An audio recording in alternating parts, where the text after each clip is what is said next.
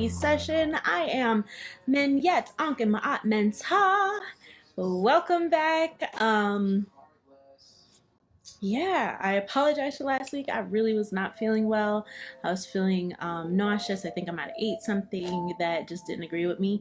So, but thank you for coming on back. Appreciate ya. Okay, my odds. So, before we fully get started, I received some feedback and I am just wanting to kind of address it. And actually, I'm like, ooh, let me get my handy dandy other text.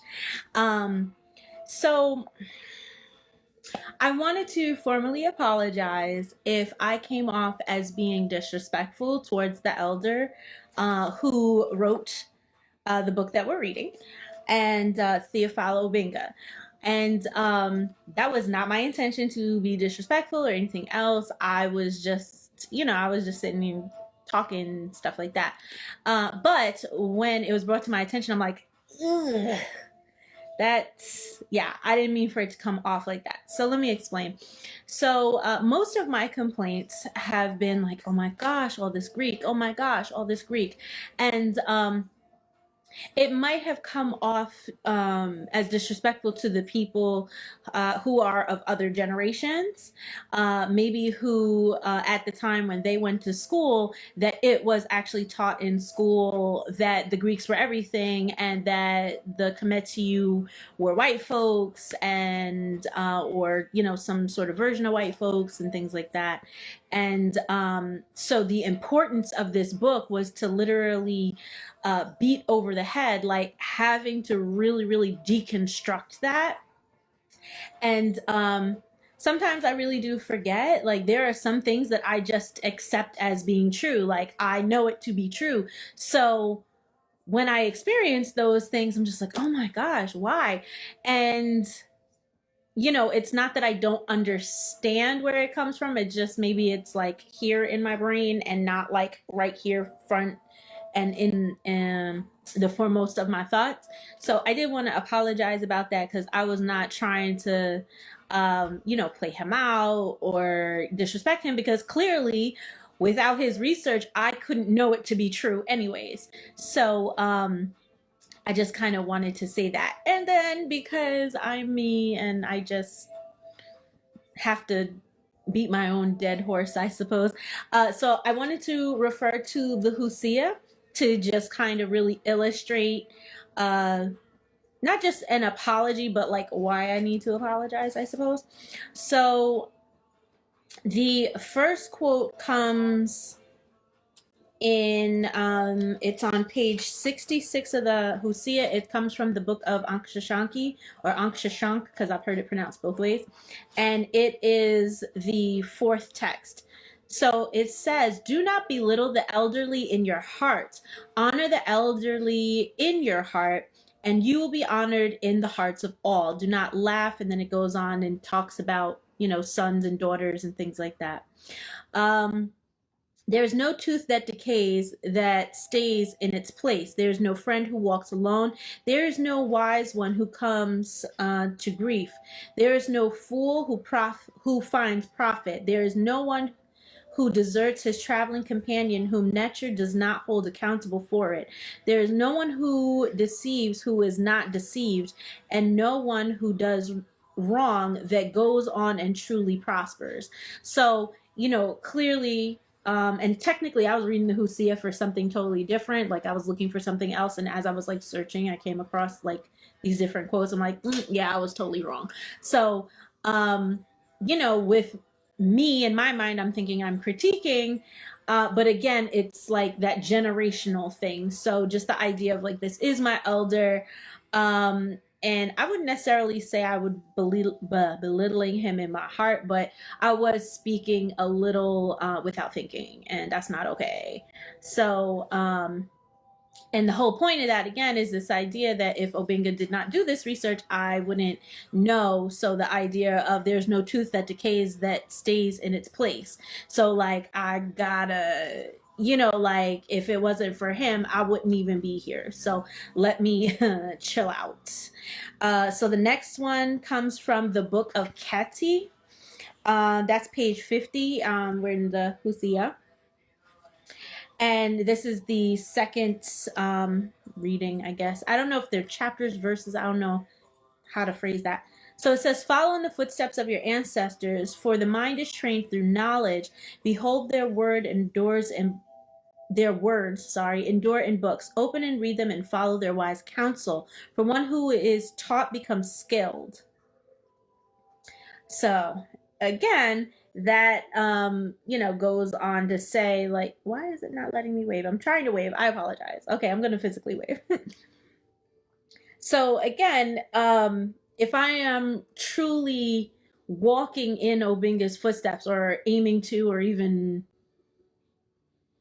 something in that arena, that's the wise way to go. So sitting here and being like, oh my God, why does he keep saying this? Oh my God, oh my God, oh my God. It's like kind of immature. So I gotta take my licks. It is what it is. Like, it came off that way. And I wasn't trying to be. And then the last one comes from the book of Hamito-Semetic. This is page 60. And it says, keep your tongue away from words of detraction, and you will be one loved by the people. You will find your seat in the temple of Neter, and your gifts shall be among the offerings to your Lord. You will be greatly honored in old age, duly concealed in your coffin, and safe from the wrath of the Neteru, or Neter. So that was actually the first one that I saw, and I was like, ooh, yeah. Like, so when I read that, I'm like, I'm pretty sure that's accurate, but I went and I looked up detraction, and pretty much it's like petty critique, or like, just kind of, as the 42 says, like, I will not multiply my speech over much. So, even though I'm frustrated, I need to kind of like rein it in, like, bruh, for the time period, for 92 or 94 when this was written, and technically all of his research would have been 70s and 80s, or maybe even before that. This was like groundbreaking. Nobody was talking about this, and now it's commonplace because of his work. So I need to stop being a little jerk face and respect my elders, and just be a little more understanding, literally, because elders are always over, and just basically like shut up and sit at the feet of the elders. So as I said, I just wanted to apologize. I was not trying to be a super jerk. So I will make sure I stay on top of that, and kind of watch my words and my sharing of that version of thoughts. So I'm gonna cut that today. So let's get on to reading. So we are starting on part 4 of the book. Again, we're reading, Ancient Kemet and Black Africa by Theophile Obenga, aka Ancient Egypt and Black Africa. So the third chapter is talking about genetic linguistic connections between ancient Kemet and Black Africa. So let's get started. So the first section starts out with saying, which scientific discipline does this matter concern? So it concerns historical linguistics, also referred to as comparative or evolutionary linguistics. By this fact, it is also a matter of cultural linguistics. The following exemplifies this. No one single scholar in the world has ever established direct links of a historical order between Germanic peoples, German, English, etc., and the ancient Greeks. Nevertheless, all the people who speak Germanic languages, German, Dutch, English, etc., as their native tongues, consider ancient Greece as their own cultural base. This is because the Indo-European linguistic and genetic link, which means that Germanic, Slav, Latin, Greek, Hittite, etc., derive from a common pre-dialectical ancestor, namely the Indo-European, which is merely the result of historical linguistic reconstruction. With the help of geography, Greco-Latin antiquity became the classical antiquity of Europe, that is to say, a precious cultural lineage and one of solid basis with Judeo-Christianity of Western civilization up to its most modern aspects. European cultural consciousness sustains a vast background specifically made up of an antiquity which is not the Mesopotamian but the Greco-Latin, and which Europeans justifiably consider to be their own antiquity. Everything else, Chinese, Indian, African, pre-Columbian, and Oceanian antiquities, belong to the cultural and historical heritage of humanity. The West does not identify with Chinese antiquity, even if it is studied and taught in the West. And it was not an accident that the European Economic Community chose Athens as a cultural capital of Europe. In the same manner, on the African side, one should not hesitate to draw the consequences of genetic and linguistic link of ancient Kemetic, Coptic, and modern African languages, which is very, very interesting if you kind of pay attention to the whole, what's their name, Christian apologists thing. They kind of are trying to say that it's like they're doing this weird double speak thing where they're trying to on one hand say that the Coptics were originally like the Kemetyw, but then in addition to that, like they were the smart ones who got out and like kind of turned to Christianity because of their pagan ways, and like that's the way they're framing it. But then at the same time, the Copts are kind of looked at as like irrelevant Christians. Even they are and they're not, depending on kind of like which person you're kind of listening to. So I just thought that was really interesting that like now Obenga is like, nah, that's all that's all us, like, you know, we can have different branches, but that's part of our tree versus you know, I'm actually really interested to see kind of how he does that, and as far as the Copts are concerned, because I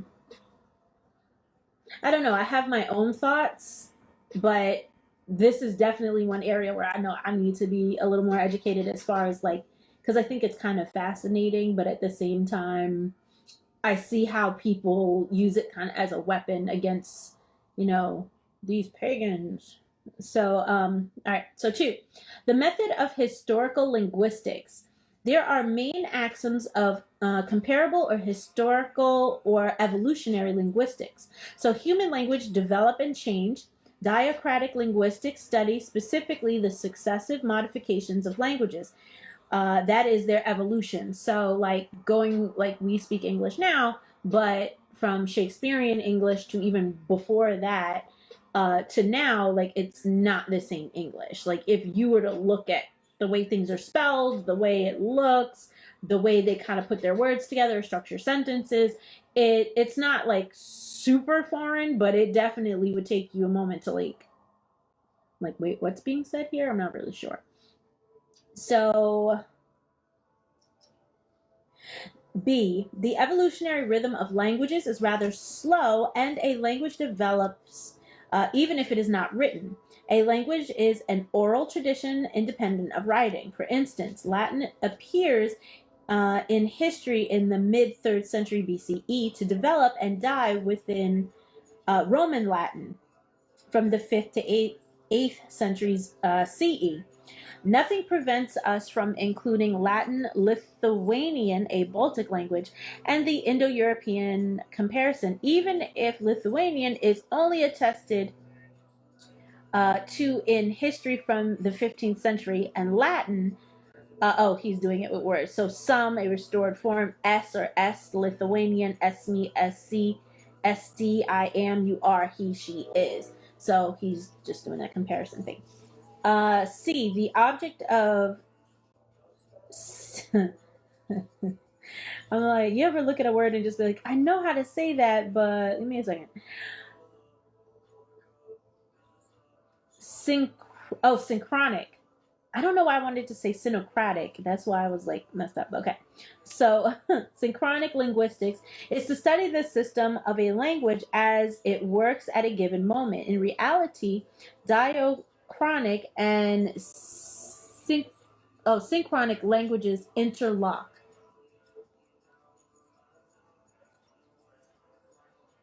I'm like, see, now I'm definitely not a linguist. No lie. Like, I will do chemistry. I will do uh, algebra 2, geometry, calculus. I'll do all of that before languages. So, this is definitely like an area I'm not the strongest in, but we are learning together. So,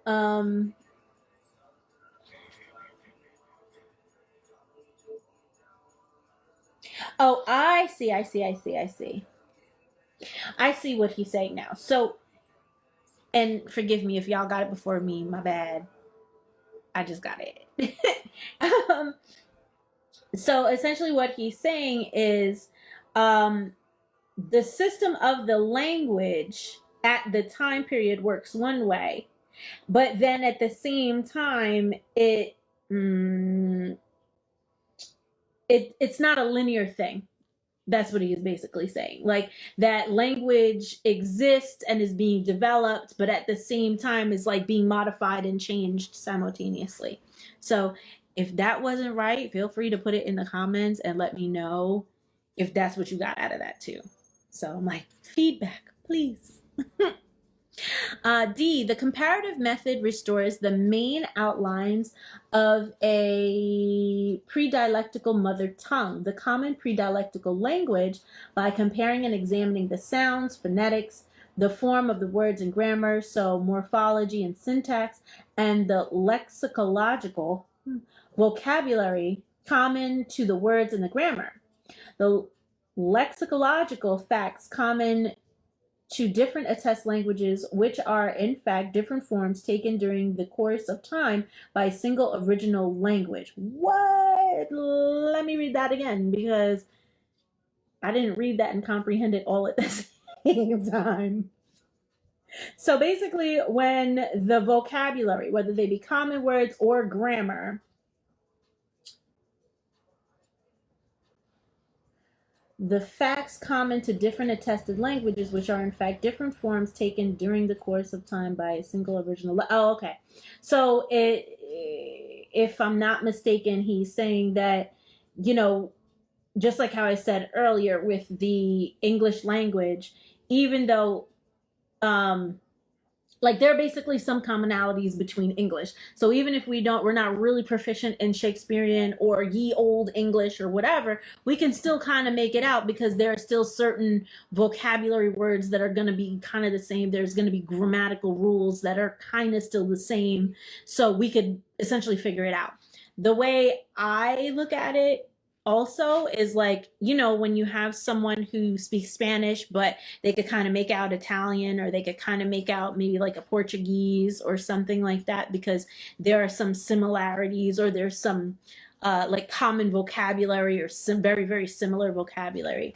And the reason what makes me say that is since he brought up Latin, Lithuanian, kind of they have some similarities. So, and I know that with written. So would that be Ronnie Kemet, the spoken? Yeah. So Ronnie Kemet, the language spoken in ancient Kemet, and Coptic, that would be the, I guess like the same thing, where like they have many similarities, as well as other modern African languages. We can see those kind of like similar words, similar grammatical patterns, and things like that. So like I said, if you got something else, let me know. But that sounds about what he's saying. All right, so as we have seen, the method is comparative and inductive. One starts by learning about the similarities and differences between the attested and compared languages in order to demonstrate their common origin. So languages that are today distinctive derive from a not singing, single common language. If continuing similarities can be noted between the compared languages in their individual descent from the common single language. So that, yeah, that's what I just said. Or at least I believe that's what I just said. So regarding the subject of genetic linguistic links, Emil Benves, I'm about to say this like mad American sounding, about to be super Yankee real quick.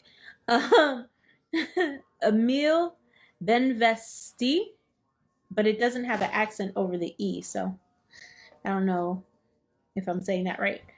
So further clarifies the methodology. The proof of the link consists of regular similarities defined by correspondences between complete forms, metaforms, and complete forms, morphemes, and phonemes. So that comes from Problems of General Language or General Linguistics. And that was published in 1966, page 101 he's referencing. So he says, it is obvious that series are imperative and that random coincidences must be disregarded. Also, borrowings and the effects of convergence. The presumption of link is acquired if the proof is convincing. So, the correspondences between Latin est, suni, German ist, sind, and French est, sont, suggest, oh, I see, he did plurals. Haha. Why did I get to the French and figure out that's what that was? So suggest at the same time phonetic equations, the same morphological structure, and the same alternation, the same classes of verbal forms, and the same meaning. So same page reference. So it was a thought that I just had about that. Presumption is the link of the proof of the convergence. Yeah, no, I lost my thought. So my bad. I'm sorry. So sorry. So yeah. So then he goes on and he takes Hittite, Sanskrit, Greek, and Latin. And he just kind of, you know, has the comparison words there. So, come on. So all of these forms are based originally in Indo-European forms, which are reconstructed by comparison and induction. Let's take another example. And then he goes through the Greek words. So drus for tree. And then he goes on, it says, has its origin as Indo-European theme, like plus drew. So like that would be how it goes.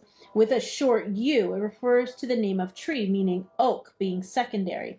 It is because the oak is not Indo-European tree. Other languages bring these testimonies. So Indo-Iranian says daru, tree. Old Slav says drewu, tree. Gothic, triu. Anglo-Saxon. This is like so funny. So it's like 3 vowels all together. So I'm like, how do you say that? How do you say 3 vowels at the same time? So T-R-E-O-W, trial, triu. I think it sounds like triu because it's W, so ooh. And then English tree. The Greek dedron is a reduplication. It is difficult for a language to borrow a word such as tree from another. This word is therefore inherited. Oh, I get it. Okay. So for those of y'all who don't know, I watch a lot of K-dramas. So or like I watch a lot of anime too. So it's very interesting. They'll be speaking in Korean or they'll be speaking in Japanese, but like, well, I don't want to say Starbucks, but like Starbucks doesn't translate to anything, but they just say Starbucks. Or there are some words that they're not from there, so they just keep it in English and that's it. So like that's exactly what he's saying. Like, you know, the Greek basically took that word from some other language. Like it doesn't have a root within that. It got it from other folks. So, well, I'm feeling like I'm getting it. Are y'all getting it? I'm like, I want to be the only one being happy. Are y'all getting it too? Does it make sense? I'm like, I'm gonna look back up in a second and hopefully I see a whole bunch of two or Tims. So two for yes, not two, like TIW, two, or just TU, or TEM, exactly how it sounds. So for no. So he has a whole bunch of more examples. So he says Avestic, Tokaran A, Tokaran B, Greek, Latin, Lithuanian, and Latvian. Okay, do offer the response. So those are all the comparisons. And I know it's backwards, y'all. I'm sorry. But those are all the different comparisons he's trying to make. Or not trying, that he is making. So linguistic reasoning results in supposing this pre-dialectical single common Indo-European form origin. Potus, husband, master. There's a lot to unpack with that, right in itself. And then he go ahead and he has Sanskrit, Avestic, Latin, Old Slav, Lithuanian, and they're all comparing the word to die. The root word being mer. I don't know if I'm saying that correctly, but in Sanskrit it would be meryate. Mr. Sir. I'm like, this is definitely not. I'm like, he got an upside down E, and so my bad, y'all. I don't know how to pronounce that one particularly. Death, morir, or mortis. Old Slav. See, look, he got another letter in here. Like, what is this, y'all? And I'm not being like funny. I'm literally saying, like, what is that? What kind of letter is that? I don't even know how to say that. Is it Minro? Is that supposed to be an N?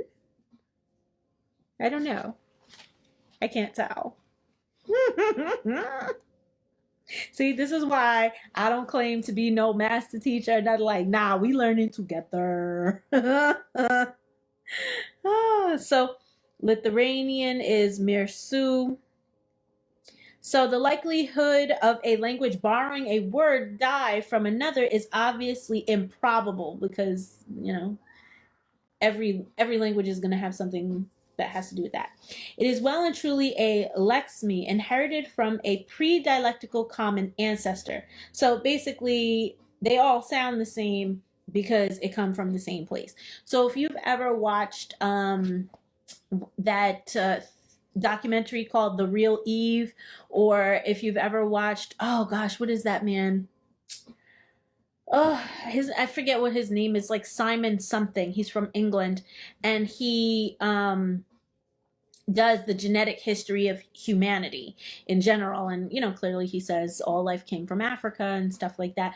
But when he has the example and he explains, like, this is how we know certain human beings, how old they are, or which ones are the oldest and things like that. He's like, because, you know, you have, you know, one origin point. So apparently the origin point is Kemet. So take that how you want. And then it goes to these two over here. Oh, look at this. I didn't even know that I had this visual going on. So we have one common, we have, you know, kind of two children or whatever. And then they break off into, and break off into, you know, and it goes and goes and goes like a classic tree.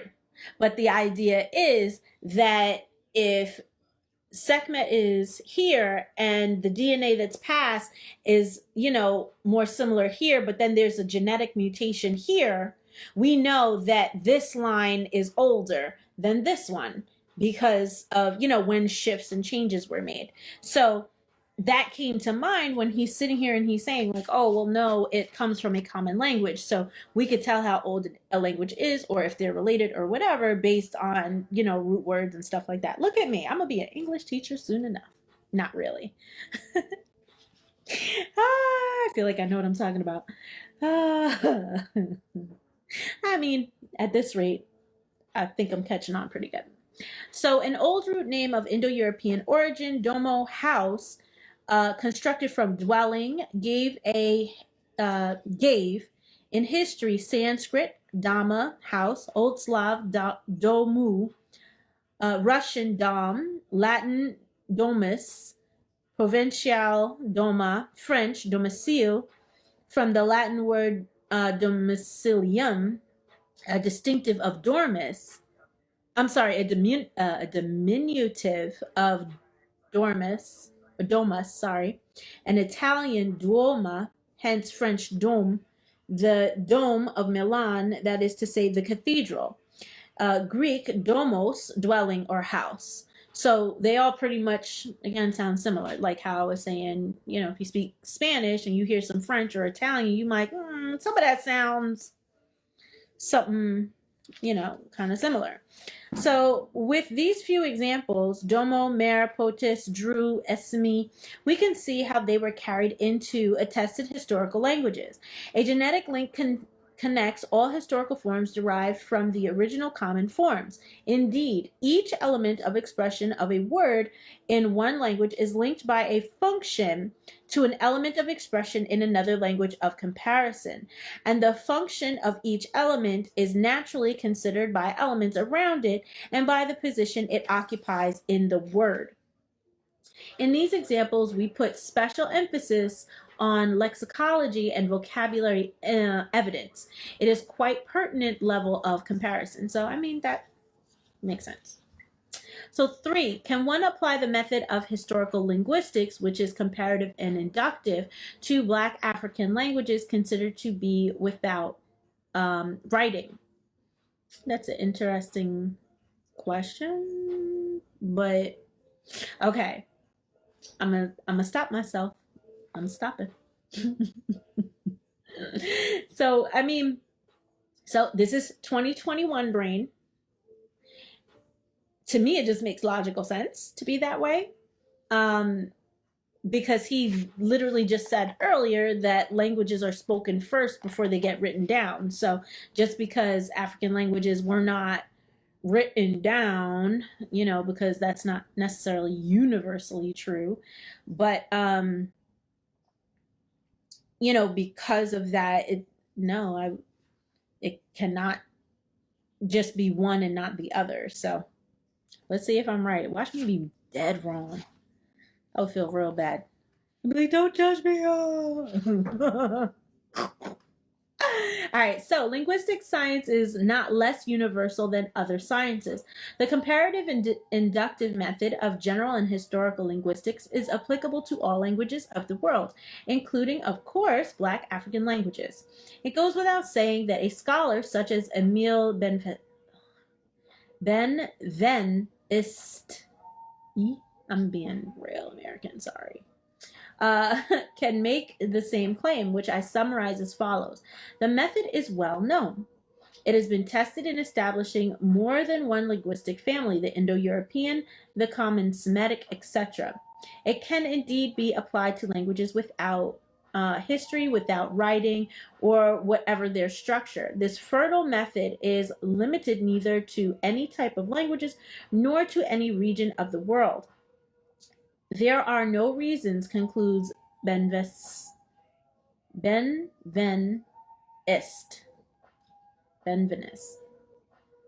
trying to think of like how I could make that sound more French. Benveniste. I sound like, I don't know what I sound like. Anyway, so to think that, quote, exotic or primitive languages should require other comparative criteria different from those required for Indo-European or Semitic languages is therefore quite legitimate in the field of linguistic science to apply to the comparative inductive method of historical linguistics to Black African languages, to Coptic, to Pharaonic Egyptian or Rani Kemet, or we could say Seshmetu Necher, one of those, in order to demonstrate whether or not, no, it would be Rani Kemet because he's talking about spoken languages. Not bad, y'all. In order to demonstrate whether or not these languages are genetically linked, one has to merely lay down the criteria. So, what does it give us? The criteria. Look at that. So, criteria for comparing Rani Kemet to modern Black African languages.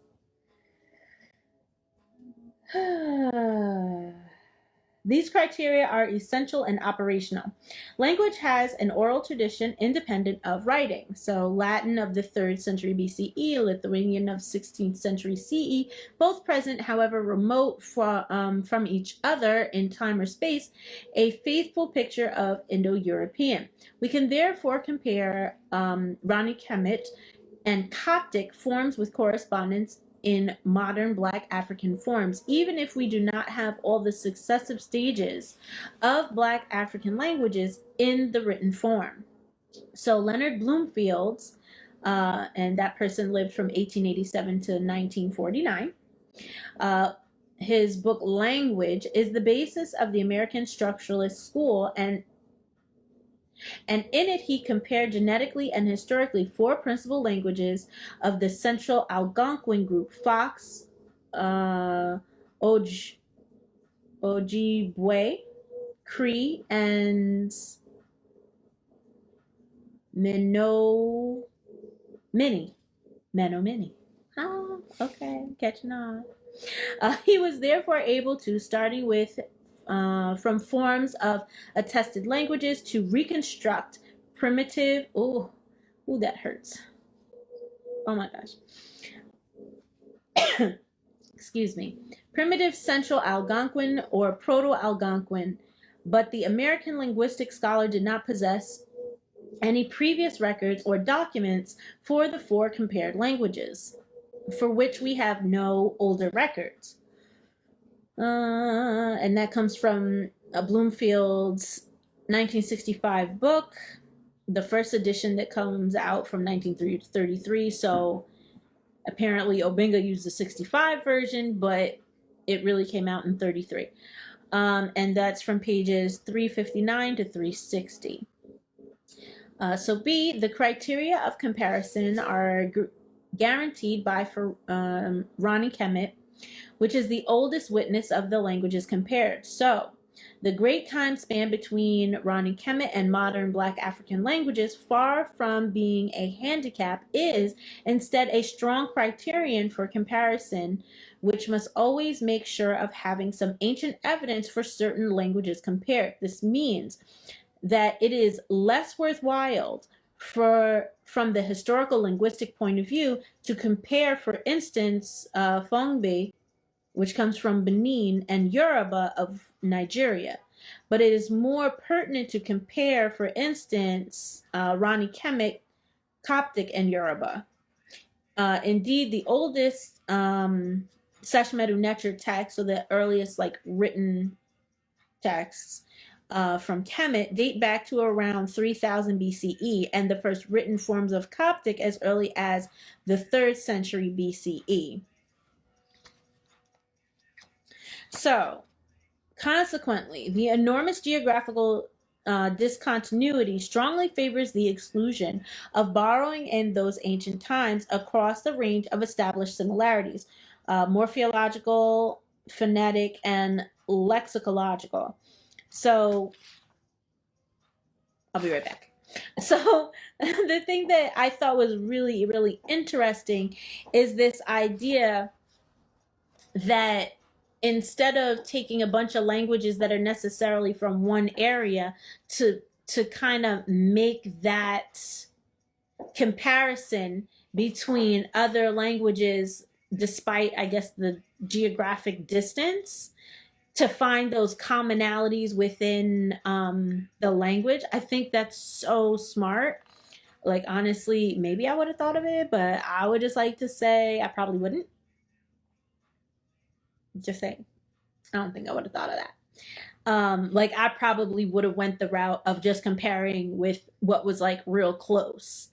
But like he said, you could have some sort of bias or some kind of local thing that'll throw off the study. So it makes sense having, like they say, even in science, you want to have a wide, not overly wide, but a wide data set. You don't want to just have a survey and it's dependent on 3 people.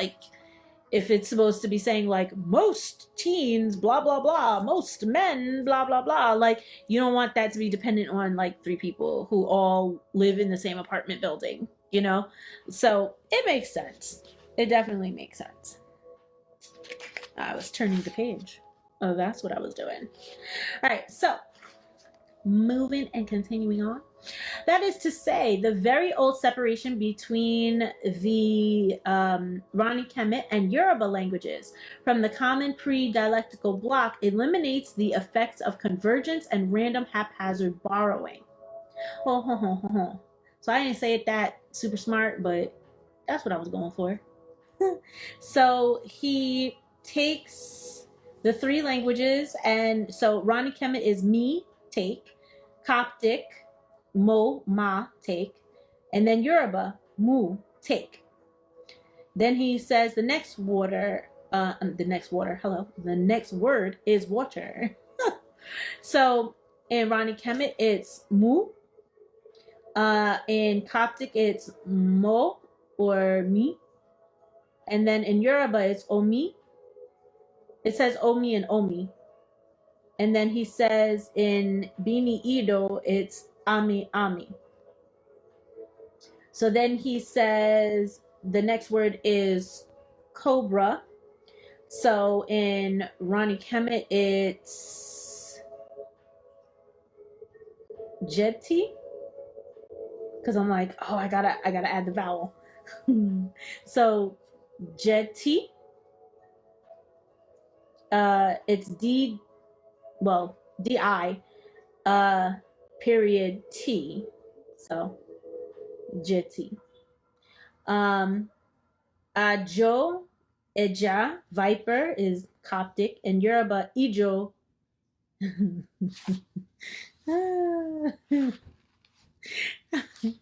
I'm being silly in my mind. So, you know, like the Nigerian movies, they'd be like idiots. So that I heard that as I was trying to read. Please forgive my horrible accent. I was not trying to be offensive. It was just a silly thought in my mind. So ijo, ejo, snake in Yoruba. And then last example he gives is irti, I. That's in Rani Kemet. Coptic is yer. And then Yoruba, ri. So, okay. It would be, I'm like, yes. I wasn't, yeah. Thank you for enjoying my humor with me. So, it would be very fortunate indeed if all these Kemetic derived and Yoruba forms identical on the basis of inherited lexemes came about by pure chance. If connections and serial links are established between Seshmetu Necher, Coptic, and modern Black African languages, one is consequently compelled to recognize a family resemblance. So pretty much what I'm hearing is when you go into a family reunion and you could tell the people who are like related, then you could tell the people like, oh, y'all are like on the outside branches, and then the people who married into the family, like you could, based on resemblance, mannerisms, so on and so forth, like you could tell the difference. So that's what I got out of that. So a knock-on effect, almost as a family tree. Yay, go me. Even if one drifts further away from the initial type, that is to say, from the prototypes, which are never anything other than reconstructed by linguistic reasoning, thus, Tokarin, B. Pesto, Greek, posis or posos, Lithuanian pats or patis, take us back to the single pre-dialectical form of Indo-European potis. So, okay. I'm cool with it. It makes sense. So Hamito-Semetic or AfroAsiatic, a persisting scientific fraud. Ooh.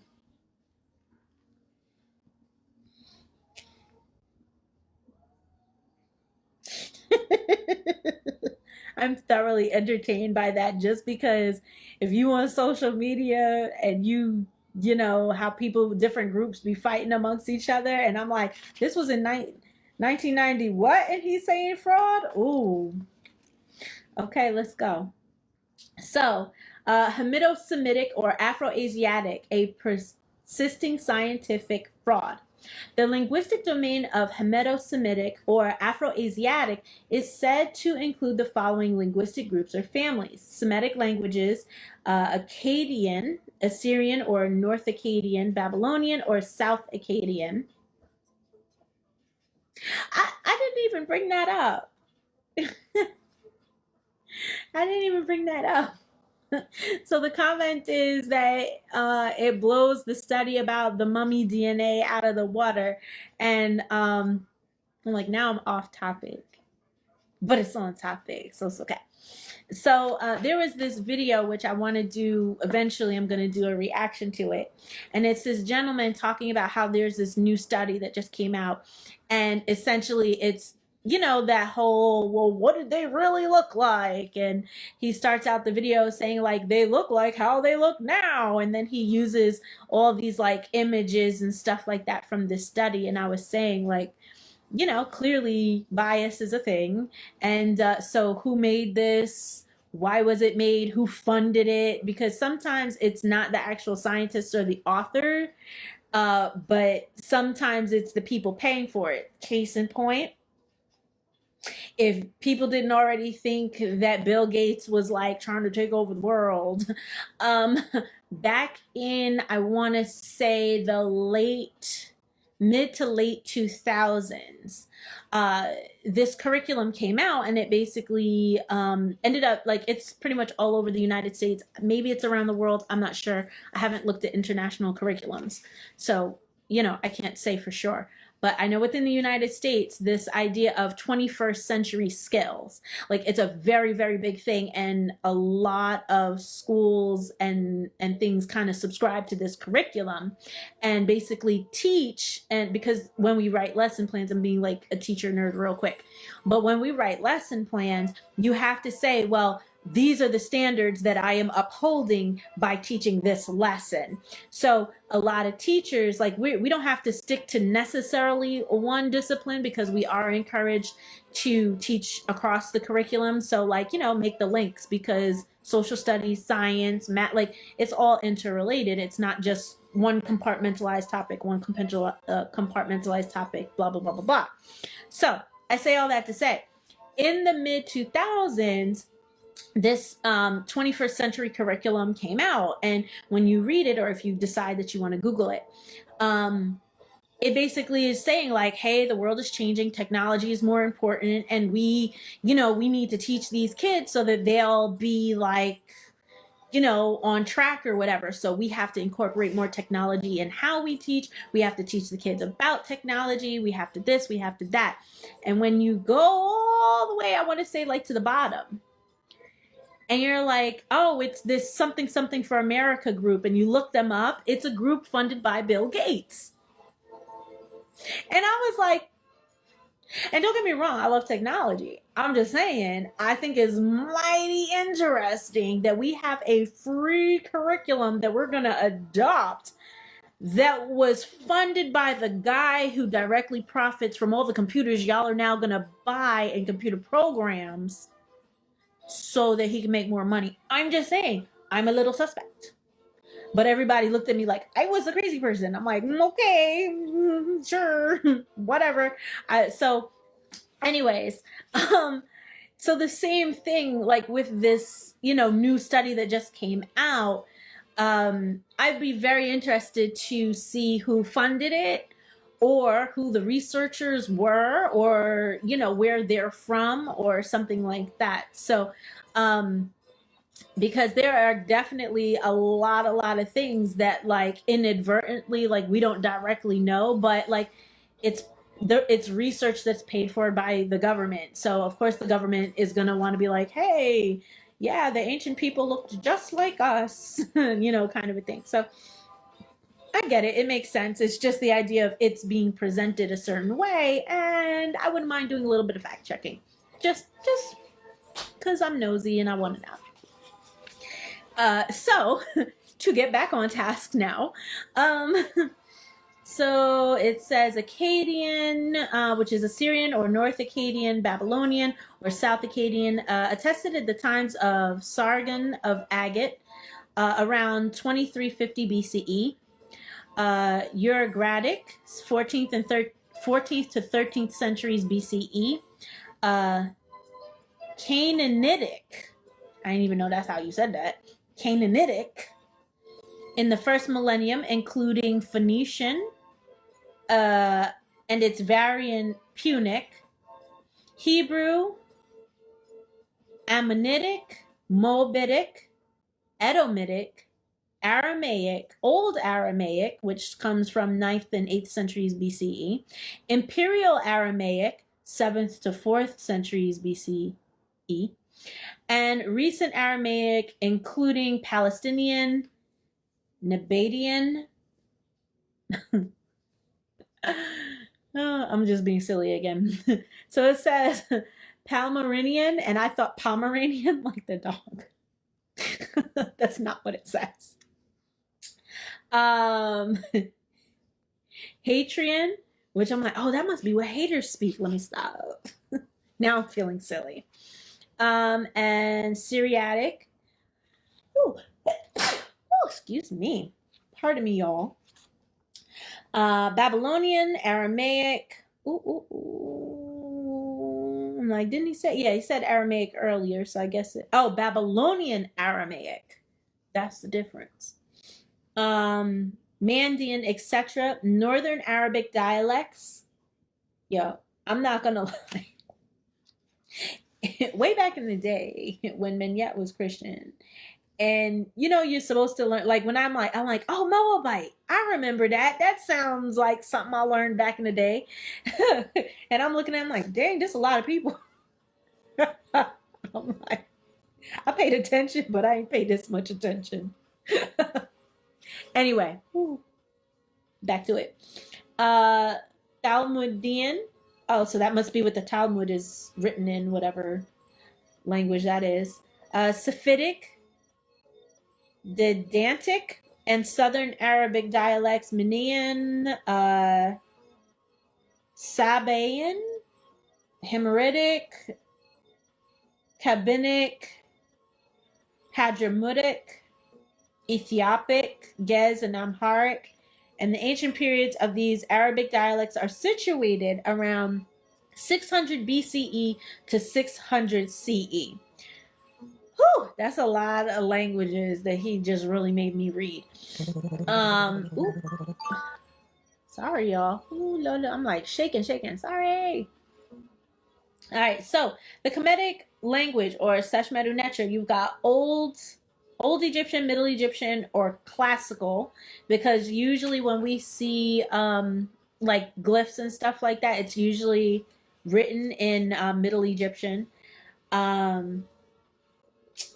Neo-Egyptian, Demotic, Coptic, with Coptic being the spoken of Upper Egypt until the 17th century.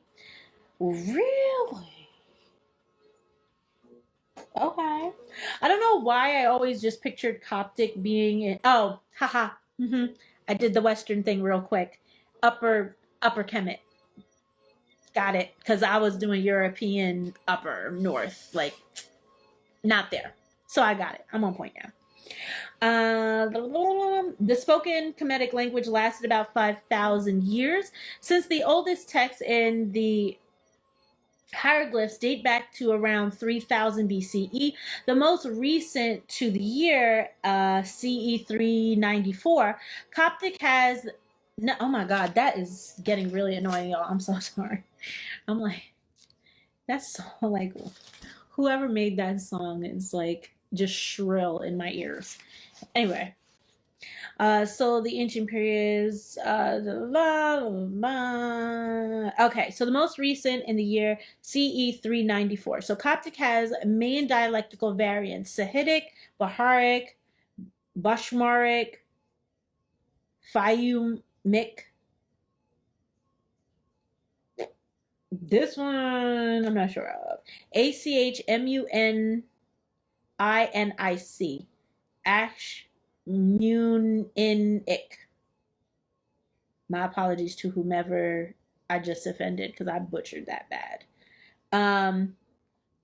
And Achmenic, etc. So he says etc., but then he 1, 2, 3, 4, 5.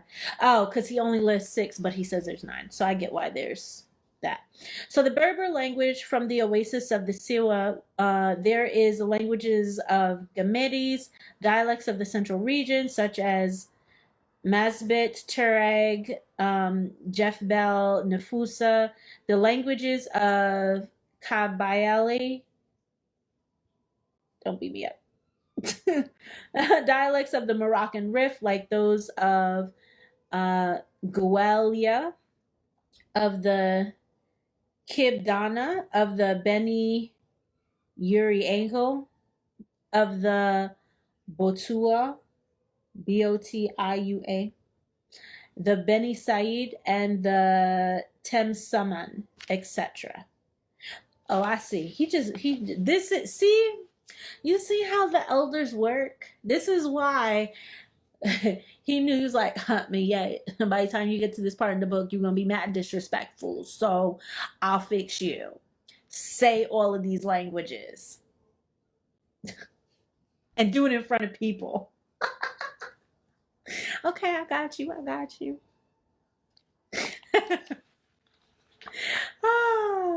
Okay, so it is obvious that Semitic, Rani, Kemet, and Berber are not genetically linked. The common pre-dialectical ancestor that some want to impose upon these groups of attested languages has never been reconstructed. So Hamito-Semetic or AfroAsiatic is only a fantasy, not a linguistic reconstruction from evidence of attested languages.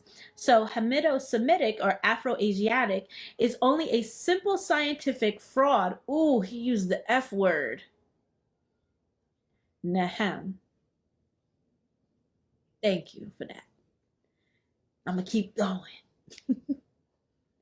I'm going to keep going anyway, but I appreciate that. He really did say it is a simple scientific fraud, which unfortunately still persists since E. Hennix, 1842, and T. Benfrey, 1844, Marcel Cohen, 1947, and J. H. Greenberg, 1952, persisted with this scientific fraud. So basically he like, y'all playing the telephone game, but like y'all are really doing good, and usually a telephone game, people are supposed to like, it's supposed to die out, but y'all keep bringing it back up, and it's not even right. You know what? Oh my God. You know what this reminds me of? And I'm like, I know y'all seen this. When it comes time for 4th of July, every year, like clockwork, every year, you always see that meme that it's two of them that I have said for years. And it's like a pet peeve. Like it really grinds my gears. And this meme is the one where it's like, the Statue of Liberty was actually a black woman, but America was so racist that they refused it. Like, that is not real. Like 1,000% not real. Not real. Not even close. And then the kicker is, then they use this statue that is somewhere down in the Caribbean, that is made by some like Russian dude or like some Slavic person, and it was made in 2007, and they'd be like, well, this is the original and the Caribbean islands accepted it because, you know, America's so racist. And I'm like, yo, there's so much real stuff that actually happened. Like, why are we making stuff up? But every year, mark my words, watch this 4th of July, you're gonna see it too. It's either that or the one with the penny, where they have the quarter, the nickel, the dime, and then they have the penny, and the penny's the other way, and they're like, oh, they made the penny brown, and they made all the other coins turn the other way because, you know, he freed the slaves and they're turning their backs on him. And I'm like, wow, this is like, you know what, like hashtag high thoughts. Like those are things that come out of your mind when like, no, you just don't read history at all. That's not how coins even go. And there is a reason why they made it brown, and it had nothing to do with slavery. It had to do with economic hardship and the metal being cheaper. Like, that is why it was brown. But again, when people don't know that, we just kind of repeat it because it's like, oh, yeah, we live in a certain society, so we know what it's like. So, we just repeat it. So I think it's very interesting that, 1842, 1844, 1947, 1952, like, it's just kind of keeps going. It's the gift that keeps on giving. So the AfroAsiatic Linguistics Journal, edited, by Robert Hetzron from Santa Barbara, California, USA, and Russell G.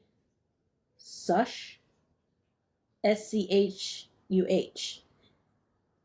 of LA, California. This is one more fraud. Oh, this sounds like, now it's like, you know what? This is like really funny, but yet again, I don't know if anybody here likes anime. I definitely do. And there was this guy who said that there's this whole series, that anime series, and it was like essentially a cult, but part of their propaganda was to make this anime, and it's like this whole diatribe of like, it's all religions. So like they're like Jesus and Buddha and Krishna, and like all of them came from this one God over here, and not from where you think. And then it had like aliens, and it had like end of days, and you know what I mean? Like, it had all the elements that make people go like, oh, maybe you're right. So, by creating that propaganda, it like really, really cements it. We could even see that with like politics in contemporary times, where, fake news is like a really big thing. And it's just like, Facebook is really, really well known for, being a provider of a lot of fake news. And instead of just being like, you know what? No, it's like, let's just change our name. Just switch it up. And I'm not getting into like really into meta or anything like that, but that is, I need to look it up. Oh gosh, I need to look it up because I don't remember the name of the anime off the top of my head. But if you send me a message, I will respond with the name of it. Like, I literally would have to look that up. So, but just the clips of it that I've seen, and I believe you could watch the full like anime on YouTube. So I could, if I find it, I'll send it to you. If not, I'll just send you the name, and go from there. So I'm gonna finish at least. Oh, there is no finishing at least. It's like, it just kind of kept going, but I am gonna finish at least this little bit here. Yo, he really goes in on this, no lie, because he said they're a fraud. I'm here for it. Like, that is so petty. That is not ma'at of me. So Musa. All right, so let me at least finish like this page. So this AfroAsiatic Linguistics Journal, but who's edited by these two people, is one more fraud. The studies published by this journal are rather detailed studies dealing with one or another particular linguistic system: Hebrew, Arabic, Rani Kemet, Amharic, etc., but never with comparative studies: Hebrew, Seshmetu Necher, Akkadian, Ethiopian, etc. So pretty they're being sneaky. That's what it is. Because they're like, oh, look, we have all this published stuff, and That's the thing that makes this really dangerous, is because just like before, when you got, oh, well, the guy in 1952 can refer to the guy from 1947. The guy from 1947 can refer to the guy from 1844. The guy from 1844 can refer back to the dude from 1842. So they kind of just keep referring back to themselves. And like within scholarship, this is considered poor scholarship. Like you can't reference yourself, and no lie, this isn't nice to say, don't get mad at me. They be some people within our community who do that. Like they reference their self as their reference. That is not good scholarship. Not to say, and when I say that, it's not a judgment to be like they're wrong, but it's not really honest, because they present themselves and then cite themselves, but they present it as 100% fact, not like this was revealed to me, this was, the different things I personally compared. Like it's presented as absolute. So there's a lot of that still going on, even within the education, like curriculum writing and stuff like that. There is one specific company, and it's like excuse me, hilarious. And there are school districts that pay this company thousands of dollars. Like one training is like $10,000 for one. And they usually make it where it's a series of them. So they break it up. So that's boku bucks, right? And you get all of you get the books, they give you the handouts, they give out prizes and all this other stuff. But when you read the fine print, like if you go and, because they will say stuff like, well, research says blah, blah, blah. And it's like, bro, you conducted the research yourself and then referenced research you did in 1964. Not 1964, 1974. I never forget this. I'm not going to say the name of the company though. But they referenced it from 1974, but that specific educational study was done in another country that doesn't even speak English. And it's not necessarily like the English thing that I'm saying, but like, different colonizer, different mindset kind of thing. Like you can't exo facto because it works there, it's gonna work here, and then you're the one who was in charge of that study. And then they had like another study from like the 80s and stuff like that. And then on top of that, what makes it even worse is when it comes to scholarship, you need recent stuff. You can't just keep referencing old stuff. And everything they referenced came from the 90s and before. And this training, when I had this training that they made us go through, I think it was like 2015, 2014-ish. Like, wait, so there's no new research and you researched it all yourself. You were in charge of all the data. You crunched all the numbers. You were in charge of everything. Like that is like so much manipulation. No, that is not scholarship. That is not good. So essentially that's what Obenga is saying. Like, yeah, these people are bugging and they're frauds because they keep referencing themselves. It's kind of like narcissistic scholarship. Like, you know how they say narcissists always talk about themselves or find a way to make things about them and like bring it back to them and like their sphere. Yeah, this is the same thing. Narcissistic scholarship. No. So you know what? I'm gonna hold that for 2 seconds and at least just finish this little bit and see if maybe this answers what I'm about to say. So it is one more fraud. The studies published in the journal are rather detailed studies dealing with one another, blah, blah, blah. Reminds us of other forms. My guy. Hamito-Semetic or AfroAsiatic reminds us of another famous scientific swindle. I'm about to start saying that. This is a scientific swindle. This is an intellectual swindle.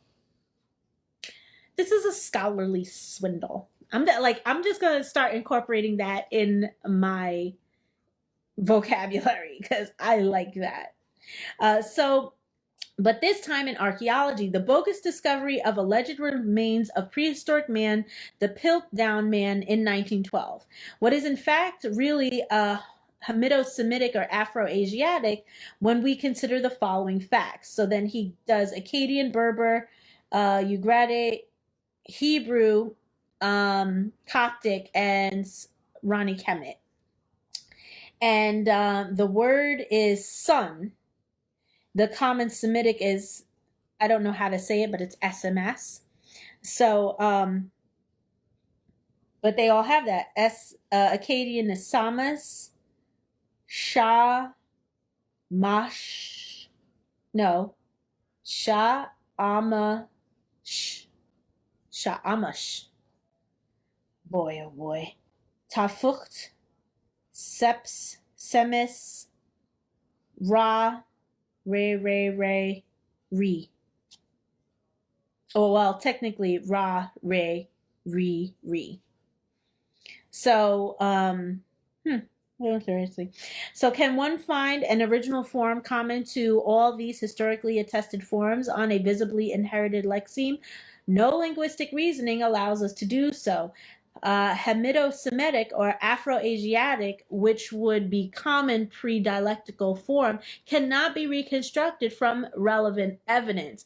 Elsewhere, this same inherited word, sun, obviously unites Indo-European languages. Sanskrit, sura, Gothic, suel, Latin, soul, German, sun, so the German is S-O-N-N-E, English S-U-N, Greek Helios, Alios, Dios. Oh, because he's giving different forms of Greek, so like Dorian, Cretan, all that. Welsh, Haul, Lithuanian, Salut. Oh, female derivative. So that's a female version of the sun, which I think that is interesting by itself, but I'm not going to touch that right now. So that is very interesting. What he's saying is like pretty much all the ones on this side, these are the, the Semitic or Asiatic languages, and they all have that Samas or SMS thing. And he's saying, look, if you look at Sanskrit and all of them, they kind of got that same theme going on. But when you look at Coptic and Kemetic, it's Ra, Re. There's no Samus, none of that exists there. So like, y'all is lying. So then he goes into, oh, no. I'm gonna stop here, because then he starts getting into like Ra, and then I lied. I'm gonna at least do this one because now I'm here for it. All of these historical forms allow us to suppose a root with a remarkable vocalism, Sawel, sun, in reconstructed pre-dialectical Indo-European. Rani Kemet rather belongs to Black African to form an evident linguistic family. So, Rani Kemet, Ra, Coptic, Re, Semito or Cushitic, Ariso, Saho Afar, so it's another Cushitic language, Aro, Rendeli from Kenya, or Ra, sun, Songhai from Niger, Ra, Vai from Liberia, Ra, Susu from Guinea, Ra, Gibbon, Ra, Kono, you know you said Ra, Numu, Re, Hilua, Re, Likbi, Re, Samo, Re. Like literally, look at all these languages, all these African languages, and they all start with R-A, R-E, R-E-I, R-I, something like that. No S's to be found. So we also have the inherited word of earth or country origin. So Akkadian, Arisu, Irguric, Aris. But then if on the other side, does he keep going with this? Oh, wait a minute. My bad. He keeps going before I get to the Rani Kemet part. Hebrew, Eris, Syriac, Ara, Arabic, Arid, I don't know how to pronounce that one, and Berber, Akal. But ancient, what am I going to say? Rani Kemet, my bad. Ta, Coptic, ta, to, ti. So I'm finally catching on. I feel like a smart cookie. So yeah, you could definitely, like, when you, now I finally get the fact that, like, when you put all the languages together, if it don't got something in common, either it's a word from somewhere else or it's not related. I'm like, that's the long pause. It's just not related. So okay. And then he goes on into other no, this still continues on. So here again, where is the reality of Hamito-Semetic or Afro-Asiatic when it is supposed to be a common form of all of these attested historical forms? But as expected, Rani Kemet is obviously Black African. So Rani Kemet, ta, earth, country, region, Coptic, to, ti.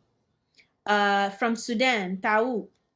From it's Gambimwa, from Republic of CIA. I'm like, that's not the Congo. But this was written in the, oh man, I have to historically go back in the map in my mind. Sorry, my bad, y'all. To, from Gabanziri, the word is to. From Monzombo, the word is to. From Degema, from Nigeria, utu, or I don't know if I'm saying it correctly, but it's U with the accent, T-O with the accent. And then Bantu is, you know what? I do not appreciate him for this. Like, see, this is when I'm like, yeah, the ancestor was getting me back. He knew I was going to be a little not nice. So he was like, word, here you go. So I already know that when y'all see that star, that means that's part of the, I forget how you say this language group, but the ones that have clicks in the language. I'm like, I know there's, how do I say it? I only know how to say one word and say it correctly. So I'm hopefully say it correctly. Oh man, I feel like silly. No, see? So, but I imagine if it's the tongue click, that's that t part. Oh, see. No, see. That makes sense to me. Even though I don't know if I'm even saying it right, but I'm like, that makes sense. That sounds okay. That sounds right. So, see, I like this. All right, so we have a good amount of pages left. So we are going to stop on page 116. We'll pick up, we're at like the bottom of that page. And hopefully we'll be able to finish up this chapter because, again, a lot of it is just like, you know, long lists of examples. So hopefully we can finish this chapter next week. Then we will be doing our last little bit of the book and then hopefully moving on to the new book after that. So thank you for coming tonight. Thank you for hanging out. Thank you for laughing at my silliness. And sticking around for the whole time. I appreciate y'all very much for coming consistently and hanging out with me to study. So until next week, if you feel like you want to continue the conversation, you can join us over on Kemetic Living in the 21st Century on Facebook, which is a private group. If you would like, follow me on Instagram, on technically TikTok, but I'm still working on that, on YouTube. So if you ever want to watch some of the previous episodes or other books that we've read in the past, you can check that out on YouTube because pretty much all the books that I've ever read, they all end up on YouTube eventually with some other goodies. But until then, stay safe over the next week. Safe travels, safe and healthy mental mindsets out there because there's a lot of stuff going on these days. So All right. Until next week, I'm a tune panatir sawe tument and panatir a udwa ma keti paheru. Give yourself a nature daily, keep yourself a nature daily, and may tomorrow be as today. See y'all next week. Shami Matat. We the reflection of our ancestors. We like to thank you for the building blocks you left us. As your spirit possessed us, yo, you blessed us. Thank you very much. Thank you very much.